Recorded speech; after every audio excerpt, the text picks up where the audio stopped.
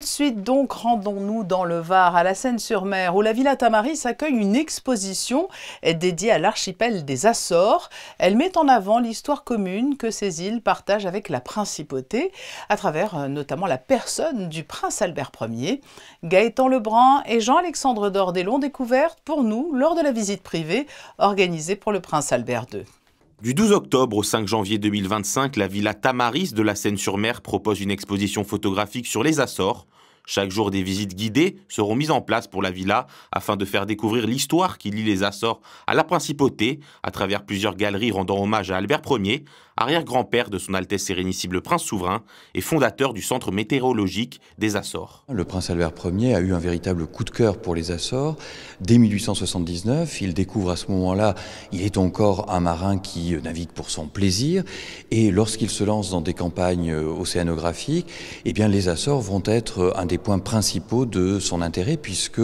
13 de ces 28 campagnes océanographiques sont entièrement consacrées aux Açores. Donc il y va souvent, il s'intéresse à de nombreux éléments et il voit surtout l'intérêt que l'étude du climat et l'étude de la météorologie va avoir pour l'Europe, puisqu'évidemment les Açores, on connaît l'anticyclone des Açores et on connaît donc son influence sur la météorologie de l'Europe continentale, et il milite beaucoup auprès de son ami le roi Don Carlos de Portugal pour que des observatoires météorologiques soient construits aux Açores, rendant ainsi un service important et notamment on imagine dans la préparation du conflit mondial malheureusement qui va éclater, l'importance que revêt la météorologie et la prévision météorologique. À l'occasion du vernissage de l'exposition sur les Açores, le prince souverain était présent afin de marcher sur les traces de son arrière-grand-père au cours d'une visite guidée assurée par la célèbre photographe Micheline Pelletier, mettant en avant les paysages des Açores et retraçant le lien particulier qui associe la famille princière à la protection de la nature. Alors pourquoi avons-nous souhaité à la Villa Tamaris que le prince Albert II vienne? Parce qu'il a une fondation, il a aussi une filiation, et que je suis extrêmement émue de voir l'amour qu'il porte à cet arrière-grand-père,